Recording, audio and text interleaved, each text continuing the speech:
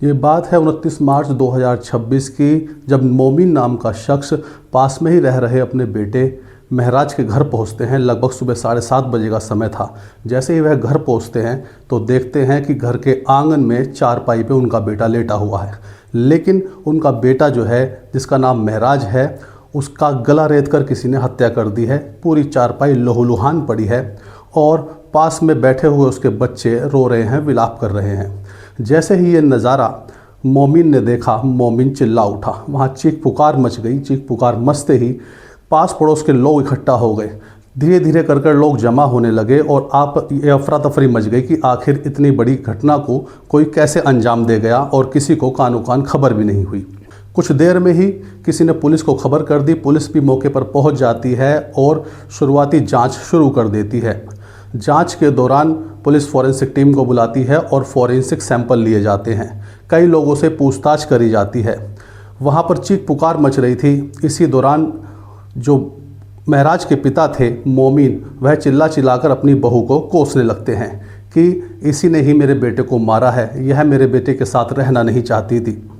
यह सब नज़ारा वहाँ पर देखते ही लोग हैरान थे, परेशान थे कि कोई कैसे इस तरीके की घटना को अंजाम दे सकता है।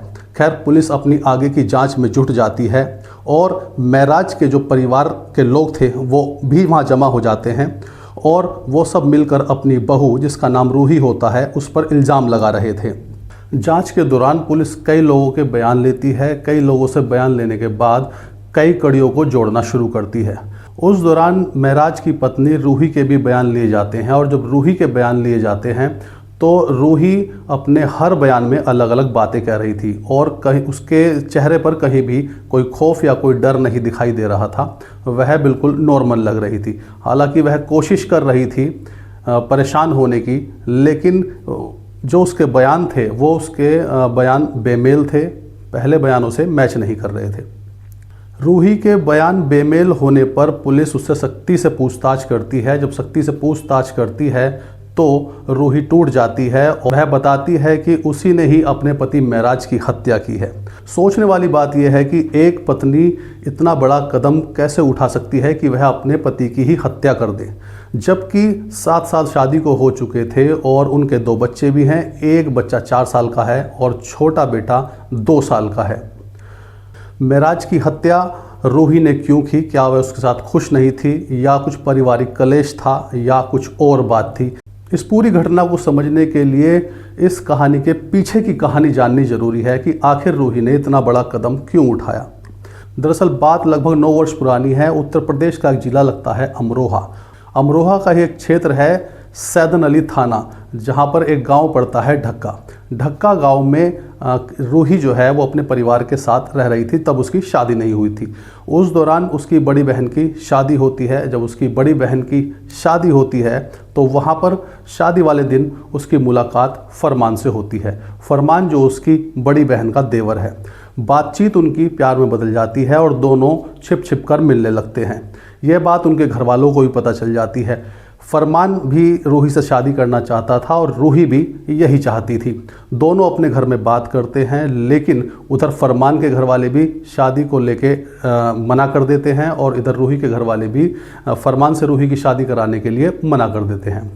यह बात यहीं ख़त्म हो जाती है। लेकिन कुछ समय बाद रूही का रिश्ता तय कर दिया जाता है और शादी क्योंकि रूही की मर्ज़ी के खिलाफ हो रही थी तो रूही खुश नहीं थी।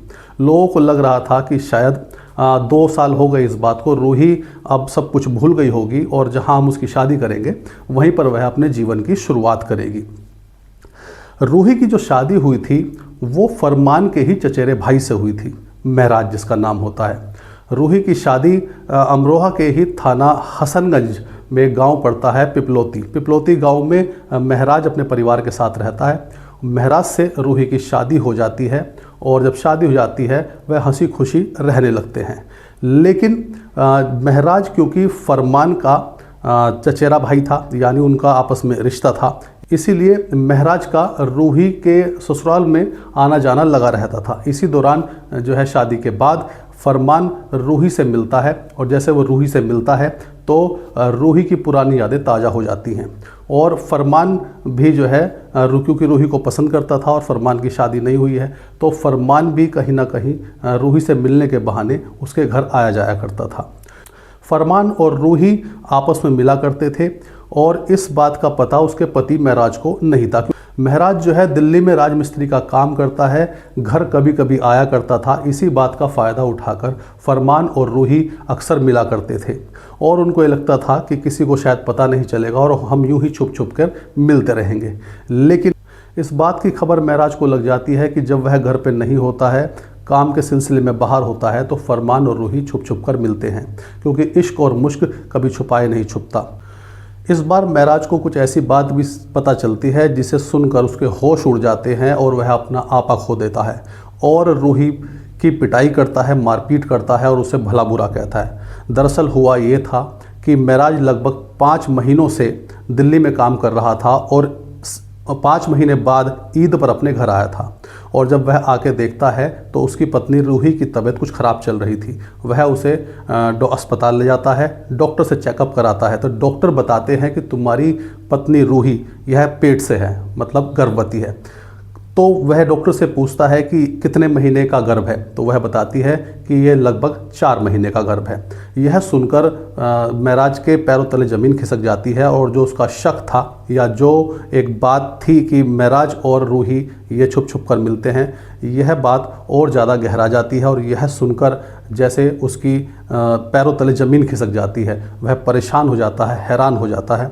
खैर वहाँ किसी तरीके से वह अपने आप को कंट्रोल करता है, घर आता है। घर आकर फिर जो है खूब भला बुरा रूही को कहता है और उसके साथ मारपीट करता है और उससे बच्चा गिराने की बात करता है। खैर कुछ अगले दिन ही जाकर वह जो है उसका एबॉर्शन भी करा देता है, लेकिन यह बात उसके मन में घर कर चुकी थी और वह उसको तलाक देने को भी तैयार नहीं था रूही को, और उसे अपनाने को भी तैयार नहीं था। मतलब दोनों तरफ से ऐसी स्थिति बन चुकी थी। उधर रूही महराज के साथ रहना नहीं चाहती थी और वह अपने संबंध जो है फरमान के साथ स्थापित कर चुकी थी, उसी के साथ रहना चाहती थी। लेकिन उधर महराज जो है वह शायद उसको उसकी गलती की सज़ा देना चाहता था और इसी वजह से उसे तलाक नहीं दे रहा था और फरमान के साथ भेजने को तैयार नहीं था। खैर इस तरीके की सब खिचड़ी पकी हुई थी और पूरे परिवार में इस चीज़ को लेकर काफ़ी गहमा गहमी थी और लोग परेशान थे।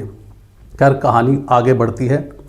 जब रूही परेशान हो जाती है सब चीज़ों से, तो वह फरमान के साथ मिलकर, क्योंकि फरमान भी ईद पर अपने घर आया हुआ था, फरमान अहमदाबाद में फेरी लगाकर कपड़े बेचने का काम करता है, तो वह फरमान से बोलती है कि फरमान मुझे यहाँ से ले चलो, यह मुझे तलाक भी नहीं देगा और मेरे साथ रोज़ मारपीट करता है और अब इसे जो है हमारी और आगे की बात भी पता चल चुकी है। यह सब बात सुनकर फरमान और रूही दोनों एक प्लान बनाते हैं और वह यह प्लान बनाते हैं कि तुम्हारी दवाइयाँ चल रही हैं, तुम एक काम करो, मेडिकल स्टोर पर जाना, महराज से बोल के जाना कि दवाइयाँ ख़त्म हो गई हैं, मुझे कुछ दवाइयाँ लानी है। मेडिकल स्टोर पर जाना और वहाँ से कुछ नींद की दवाइयाँ ले आओ। वह ऐसा ही करती है, एक जानकार मेडिकल स्टोर पर जाती है और वहाँ से नींद की कुछ गोलियाँ ले आती है। नींद की गोलियाँ लाकर वह रात को महराज के खाने में मिला देती है, जिससे महराज बेसुध होकर सो जाता है। इसी चीज़ का फ़ायदा उठाकर जब उसे लगता है कि महराज सो गया है, इसे हिला डुला कर देखती है, वह कोई रिस्पॉन्स नहीं दे रहा था, तो वह अस्वस्थ हो जाती है। उसे यकीन हो जाता है कि अब यह गहरी नींद में सो चुका है। तभी वह फरमान को फ़ोन करती है और उसको बोलती है कि हाँ यह अब गहरी नींद में सो चुका है और अब हम अपने प्लान को अंजाम दे सकते हैं। फरमान अपने 2 अन्य साथियों के साथ रूही के घर पहुंचता है रात को लगभग 12 बजे। उसके घर पहुंचता है और वहां जाकर रूही से बात करता है, हिला डुला कर देखता है महराज को। महराज जब कोई रिस्पॉन्स नहीं देता तो वह अपनी उस घटना को अंजाम देते हैं जो वाकई में बहुत भयानक और बहुत डरा देने वाली है। फरमान अपने साथ एक धारदार चाकू और कुछ रस्सियाँ लेकर रूही के घर आया था। सबसे पहले वह चारपाई पर महराज को बांध देते हैं, जिस चारपाई पर महराज सोया हुआ था। उसे बांधने के बाद रूही जो है चिल्लाती है और अपना गुस्सा सोए हुए महराज पर उतारती है, उसे खूब मारती है। उसके बाद चढ़कर उसके सीने पर बैठ जाती है। उसके बाद चाकू लेकर चाकू से उसके सीने पर, उसके सर पर, उसके हाथों पर वार करती है।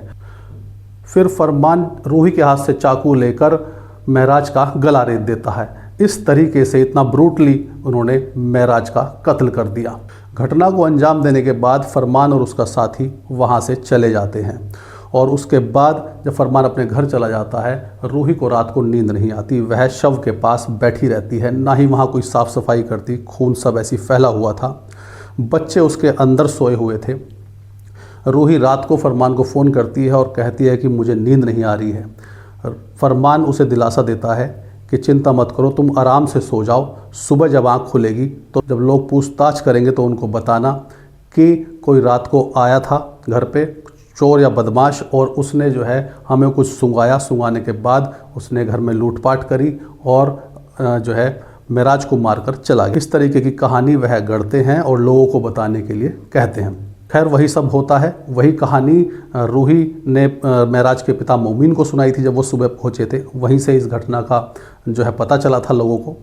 तो ये सब बातें रूही ने अपने कन्फेशन में बताई हैं, क्योंकि जब पुलिस ने सख्ती से पूछताछ करी तो उसने सारी पोल खोल के रख दी और सारी बात बताई कि हाँ कैसे कैसे जो है उन्होंने महराज की हत्या की और कौन कौन लोग इसमें शामिल था। खैर इस घटना का खुलासा कुछ ही घंटों में हो गया। पुलिस की भी इसमें सराहना करनी पड़ेगी। अमरोहा के एसपी अमित कुमार आनंद ने बताया कि रूही और फरमान की जो प्लानिंग थी वह गुजरात भाग जाने की थी, यहाँ पर इसका कत्ल करके और उसको एक जो है हादसे का अंजाम देकर और दोनों गुजरात चले जाते और वहाँ पर अपना जो है जीवन व्यतीत करते। लेकिन कोई कितना ही बड़ा अपराध कर ले या कितना भी शातिर हो, आखिर वह कानून के हाथों से नहीं बच पाता, क्योंकि आजकल सब कुछ इतना डिजिटलाइज हो चुका है। पुलिस की जांच की प्रक्रिया भी बहुत तेज हो चुकी। इस घटना को तो रूही ने अंजाम दे दिया, फरमान को भी पुलिस ने गिरफ्तार कर लिया, उसका दोस्त जो अदनान उसके साथ था उसे भी पुलिस ने गिरफ्तार कर लिया और गिरफ्तार करके जो है उन्हें न्यायिक हिरासत में रखा गया है। लेकिन सोचने वाली बात यह है कि वह दो मासूम बच्चे, जो एक 4 साल का है और एक छोटा बेटा 2 साल का है, इन बच्चों का क्या होगा, क्योंकि पिता की हत्या तो उसकी माँ कर ही चुकी है और माँ खुद हत्या के इल्ज़ाम में जेल चली जाएगी। अब ये बच्चे अनाथ हो चुके हैं, बिना माँ बाप के इनकी परवरिश कैसे होगी। हालांकि महराज का काफ़ी बड़ा परिवार है, वह बच्चों को पाल लेंगे, लेकिन माँ बाप की कमी तो कोई भी पूरी नहीं कर सकता और आजीवन उन बच्चों के ऊपर एक दाग, एक धब्बा लग गया कि इनकी माँ ने ही इनकी बाप की हत्या की थी और माँ जेल में है। दोस्तों, समाज में आज भी ऐसे लोग हैं जो मानसिक रूप से विक्षिप्त हैं या फिर जिनकी मानसिक स्थिति बहुत कमज़ोर है कि वह अपनी जिद को पूरी करने के लिए किसी भी हद तक अपने आप को गिरा सकते हैं। यह घटना सिर्फ एक घटना ही नहीं है, बल्कि समाज के उस चेहरे को दर्शाती है जो कि आप और हम जैसे लोगों के बीच में ही रहते हैं और जिनकी मानसिक स्थिति ऐसी बन चुकी है कि वह किसी भी अपराध को अंजाम दे सकते हैं। खैर, इस घटना को या इस कहानी को सुनाने का उद्देश्य सिर्फ इतना था कि आप लोग सतर्क रहें, जागरूक रहें। किसी को दुख पहुंचाना या किसी को नुकसान पहुंचाना बिल्कुल भी नहीं था। इसी तरीके की सच्ची घटनाओं को कहानी के रूप में आपको आगे भी सुनाते रहेंगे। तब तक के लिए जय हिंद, जय भारत।